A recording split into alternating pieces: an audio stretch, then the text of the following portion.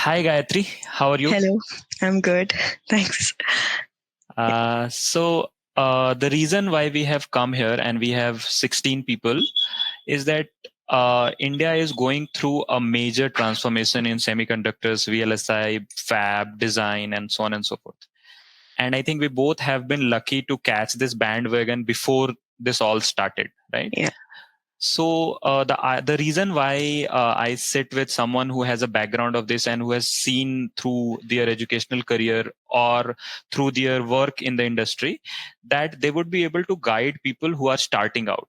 hmm And we run a website called Techo Veda, where we sort of keep posting about what are the things you can do as a VLSI design engineer, how can you crack a VLSI firmware engineer. We also talk about the recent news, which are too many for now, right? There is so much Yeah. investment coming in Odisha, Telangana, Gujarat, Karnataka. So while all this happens, right, one of the key prominents for India to sell to the world is that we have a great talent, hmm right?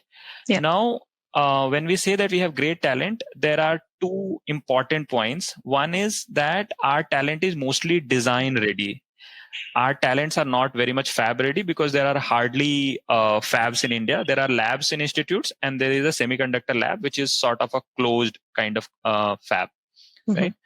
So, sessions like these would be helpful for people to navigate their career in design, navigate their career in fab, as well as to navigate in general on the questions like why did you choose to go for a job than going for a PhD? Because once you study in IIT Bombay, there is a huge amount of opportunity to study in the top schools of this world, right?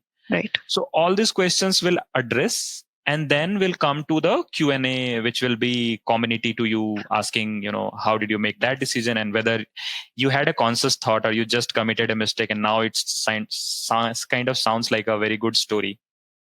Okay. So here we go, right? All right. Sure. Tell us how did your journey until the point you got your job at Micron, right? Since the beginning, from wherever you hmm think that the story sort of makes a sync, right? Okay. How did you reach to the point that you got your job at Micron? All right. So, talking about me first, about my background in bachelor's and all. So, I was pursuing my bachelor's in electronics and telecommunication and IIIT Bhubaneswar. And after that, as I told you, I had joined IBM for a IT job for 6 months or so. But I mean, I had a thing in mind that I want to go for MTech in device physics mostly. So it was there a little bit, like I was inclined towards it a little bit from the start.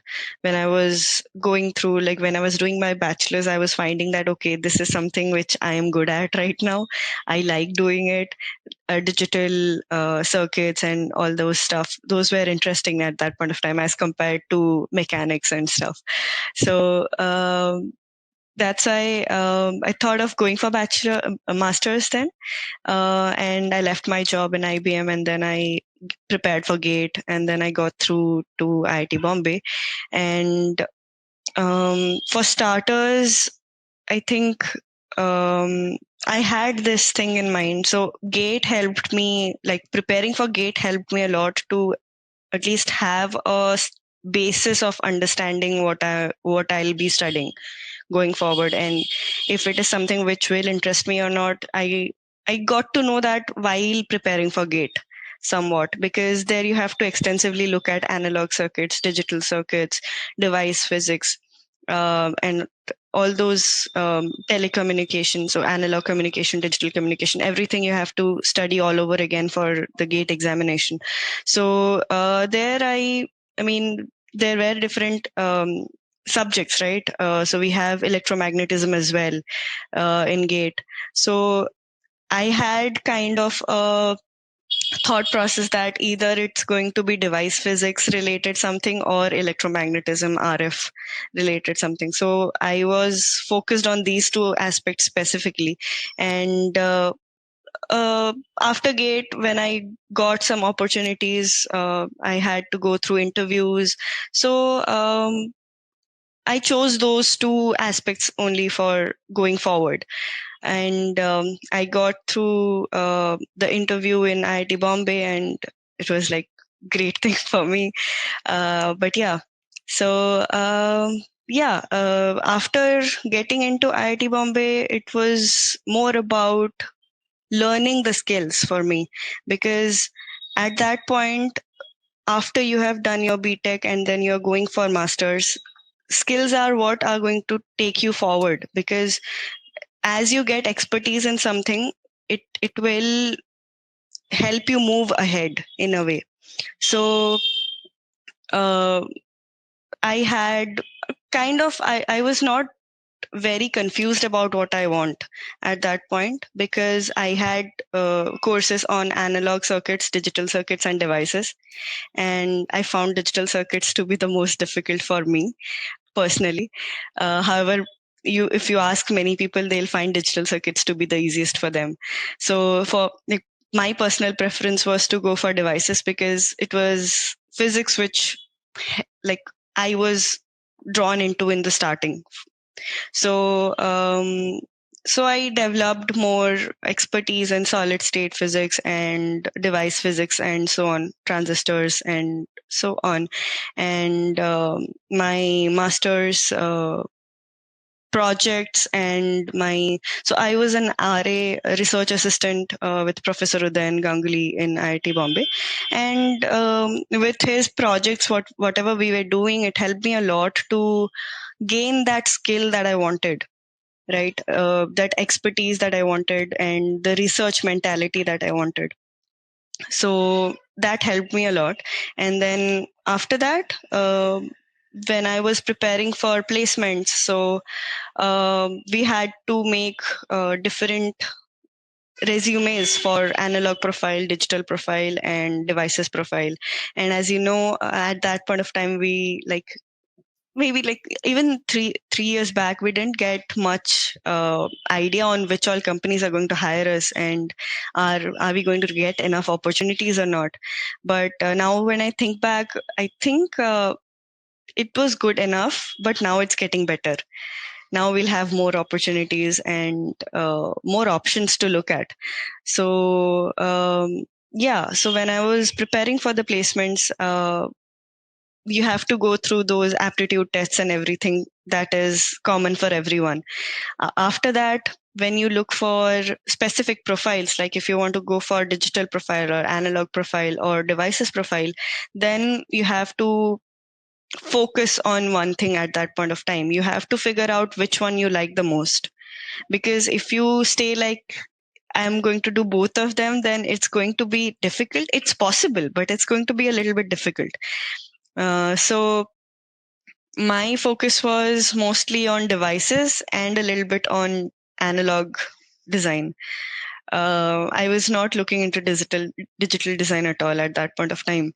And so in devices, I went through like different books, and then we have a lot of material on the lectures, and I'll let you know if anybody wants to know about that.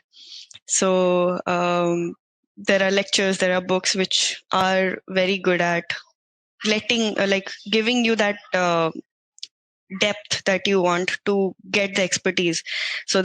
So what happens in most of the interviews is that this is something that my professor in solid state devices had told me. So the professor is Professor Shobhik Mahapatra. He's with IIT Bombay and is a very renowned professor in devices, memories, and so on. So when he was teaching us solid state devices and physics of transistors, he told us this one line which I remember till now, and it has quite it's true actually, that wherever you go, whichever position you are in, but if you want to switch to another company or another position which is device based, which is like device physics based, can be a device engineer or also can be I think device engineer is a very big uh, umbrella in which many other categories come. But the thing is that if you want to go for a device engineering job, then the one thing that anybody would expect you to know is MOSFETs, MOS capacitors. That is something that they will ask you. Even if you are in a manager position, you want to switch for somewhere else, but you want to have that knowledge, you want to have that expertise, then they will ask you MOSFETs. So that is something that you are definitely supposed to know. So that's something he had told me. And at that point of time, I was like, MOSCAP, it's so easy. It's so basic device. Why should I like even look into the details of all those things? Like, it's something which can be just skimmed through and that's it. But when I went through the interviews, I realized, okay, so the basics are the one which they ask you the most. They won't ask you what happens in a NAND memory or NAND cell in memories, or what will happen in I don't know, very difficult circuits. They'll ask you the most basic circuits and expect that you can make them understand like they don't know something. I mean, they want you to know how to explain something which the audience does not know anything about. So yeah, I mean, that advice had helped me a lot and still holds. And yeah, I mean, I was preparing then for the device based stuff, and my projects helped me a lot, where I had gone deeper and I had developed expertise in whatever I was working on.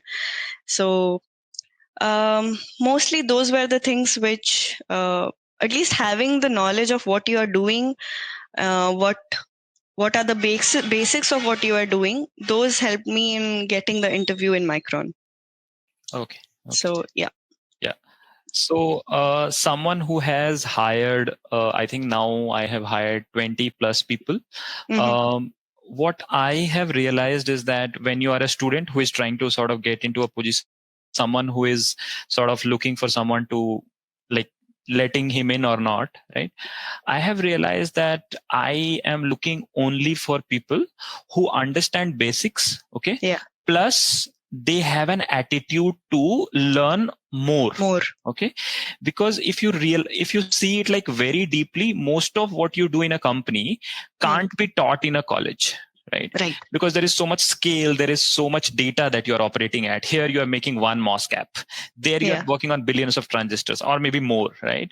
So but the fact that someone has put in hard work to learn the basics of MOSFET, right, and if they have understood it like a really like a child's play, that shows that given that we will put them into a very complicated sort of place, they will use their first principles to figure out how to go about it. But when I meet a lot of students, I feel that they are talking all these complicated things like, you know, they need to do this, and I understand where the anxiety come from.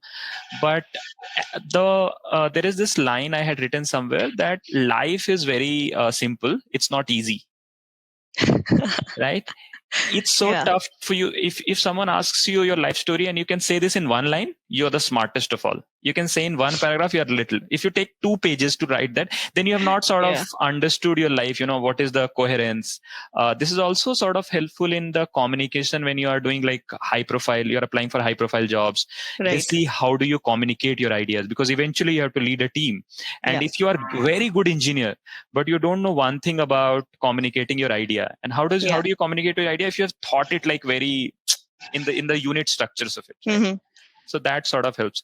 Okay, tell me this: how does IIT in general, because you have an understanding of IIT Bombay, how does IIT change a person? And I'm not talking about getting a job, right? It's about your outlook on life. How does that change? And just a corollary to that question, given that someone has not achieved that, and yet they want to sort of simulate that in their life, okay, what are the things they would do in order to live a IIT Bombay, not life, but at least the headspace?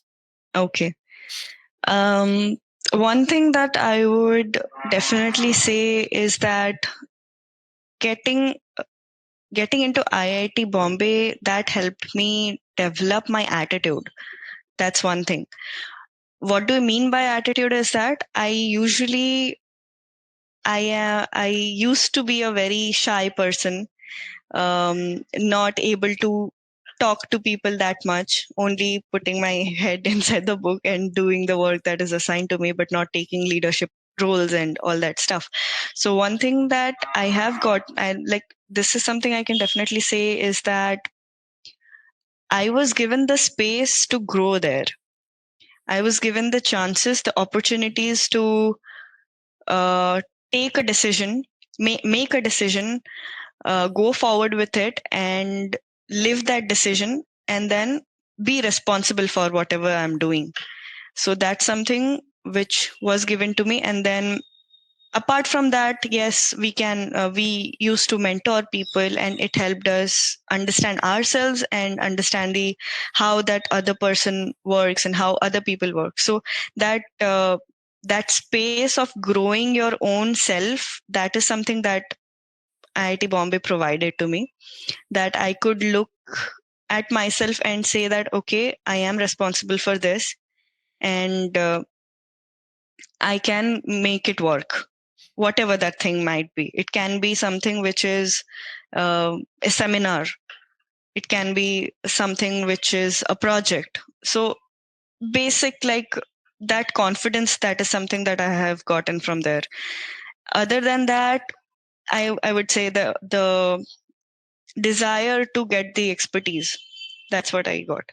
So these are not things which you can get just in IIT, because those are like that's a space. That's a space that you create for yourself, and that's a space where you want to grow. So it's not based on IIT itself. It's based on the attitude that you start with. So uh, one to get to there, probably you need to be uncomfortable first. You need to be okay that, okay, I will make mistakes, I will have problems, I will be responsible for things, maybe but having that, even if having that sense, but still going forward with it, being uncomfortable, that is what will help you grow. Otherwise, if you stay in that comfort zone, that, okay, I am working on one thing and I'll stay working and I'll grow like that, it's a very thin ladder. Then you can grow till somewhere, after that it's stagnant. So being uncomfortable is what helps at that point. Otherwise it's difficult. Okay. So yeah. I also want to point out, I think, from my limited experience, that it's also a lot of your guide that is Yes. driving your life. And we both work with Udyan, right? Who is Right. someone who is famously known for letting people. I remember in one of the conversations that I've had with Udyan, I was asking you, don't you get scared that, when you throw people in the ocean, they might drown, right?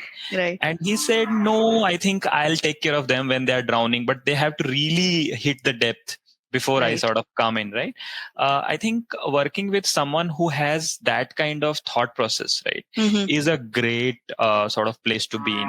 Right. Most of us are insecure. Most of us are looking for our own space. How do I get the credit? And a lot of professors in all sorts of world would do that, right? So I think, and this is where I come to the next part of the question, right? Why not go for a PhD if you had so much fun at IIT Bombay? And why Yeah. not? And I know some of your friends sort of decided to go for a PhD when you Right. chose to. And I'm presuming you had a good academic profile, and there was Yeah. so much fun in research, right? Why to chase the high end paying job? So I'm still in research, by the way, but in company. So So you're not a um, poor researcher. That's the definition. yeah, yeah. So why not PhD? For me was that I wanted to get at when I finished my masters, I felt that I want to get somewhere where I see direct results. I don't want to wait for a long time to get a result. I was not very patient. I'm not a very patient person. So I wanted to get direct results. I want to see the results in front of me when I'm doing the work, and after, like in a short duration, not a very long duration, and PhD is something which requires commitment for a long duration. So I wanted to get that fast because of my less patience. So that's why decided to join the R&D sector in industry so that I can have the experience of how their R&D works, because I have an experience of how R&D works in academia. Now I wanted to see how it works in companies and how is it different really. So that's Since we what are I on wanted to. Yeah. since we are on that topic, I just want to add one thing, that people who sort of are perplexed whether they should go for a PhD or not, I have a simpler sort of solution, is that if you go for a job right now, okay, and you work there for another year, you can always start a PhD realizing that industrial work is not a thing, right? Mm-hmm. But Yeah. if you go for a PhD, right, and then you sort of realize that then you have essentially lost the time and money, right? And in the first year of PhD, it's mostly like masters. You are doing a lot of coursework. You are hardly doing research. You are treated as someone who would be the seventh author in a 10 author paper, right?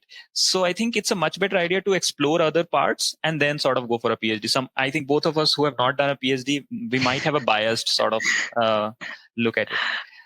Okay. So Yeah. now that you have worked in Micron for 3 years, right?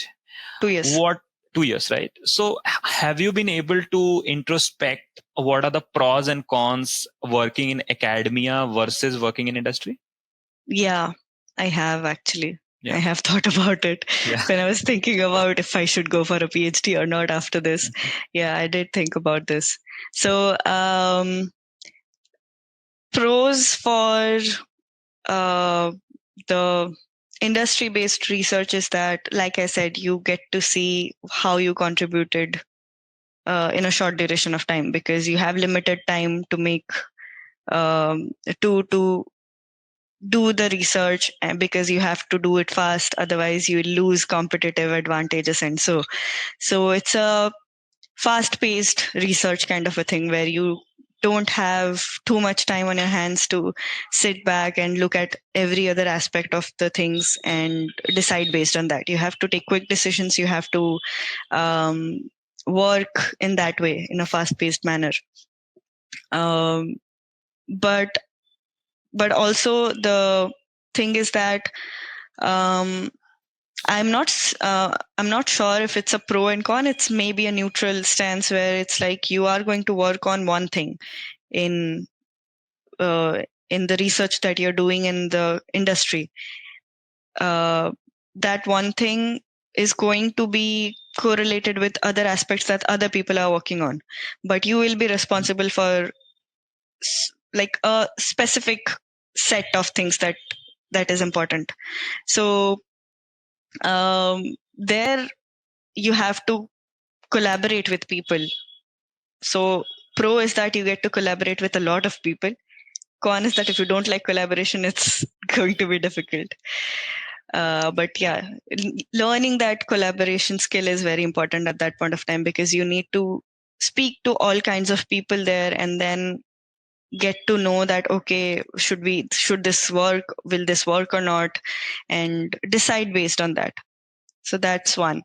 For PhD, it's like you are the one who's responsible for your project from start to end. You can have people helping you out there. You can you can ask for help, but you are the one who's responsible for the whole project. So from the start to the end, you have to be the one pushing it. Your guide will be there to help you, of course. There are some guides who push you. There's some guides who then says, place bets on you and let's see what happens, right? So yeah, you will be responsible for driving your project. You'll have people helping you around, but it's like one man army kind of a thing. Okay.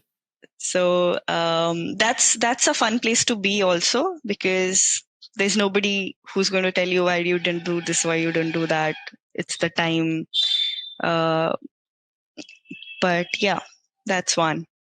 The other aspect, which I think kind of is a con for me in industry, is that, again, the same thing. You don't get much time to research, which means that if you want to work on something, a new thing, innovate something, then you have some time to, like, you have to find the time yourself to get to that space, start working on innovating something, look into papers, and all those kind of stuff. And like after some point, if you don't do this innovation and looking into papers and looking for new things, if you don't do this, then it feels stagnant at one point in industry, where you feel like, okay, I'm doing this, feels a little monotonous at some point, feels exciting at some other points, but if I don't do the extra work of looking into new papers, looking into new innovations, looking into what I can do to make a problem, like help a problem myself, then I feel like, okay, maybe could have contributed a little more. That is not the case when you're doing PhD, because yeah. I think Ahead. one thing that you have missed, big one, is the money. Yeah. Oh yes. Yeah. PhD. Another thing I would want to sort of highlight is the work-life balance. How do you think so there is one work-life balance for a PhD which is very self-directed, right? You sort of decide whether you want to sleep on the fourth floor of the sofa or not, right? And Yes. there is this world where you are sort of very much under scrutiny for working these many hours. Okay. I am not sure about Micron India, but Micron Singapore used to be the very infamous place for, there was this guy who told me, either you can have work or you can have life. Okay, don't expect both of it from me, right? I'm not sure about Micron Singapore, but yeah, like Micron India in general promotes work-life balance. They say that if you have meetings after working hours, then you can tell them to set the meetings in the working hours. And it's implemented well? Yeah, I think so. Like if so this is a international thing, right? Multinational corporation. So if there are meetings which are where the people are from US, Singapore, and India, then you're in a fix, because there is no common time. There's no time. There's no common time. So they're based on how many people are there from India. They decide, okay, Democracy. This is going to be in Indian time, or somewhere close to Singaporean time, or something like that. But yeah, I mean, I would say that work-life balance is quite preferred in here in Micron India, especially. So, like, especially my team. I'm not sure about the rest teams, but yeah. Okay. There is this one question that I wanted to ask, but I would sort of request you to send me a written sort of thing. What are the things people should read? I think you were talking about the lectures. If you can just send me a WhatsApp on what are the things, books, lectures, right? Just sure. That will be good.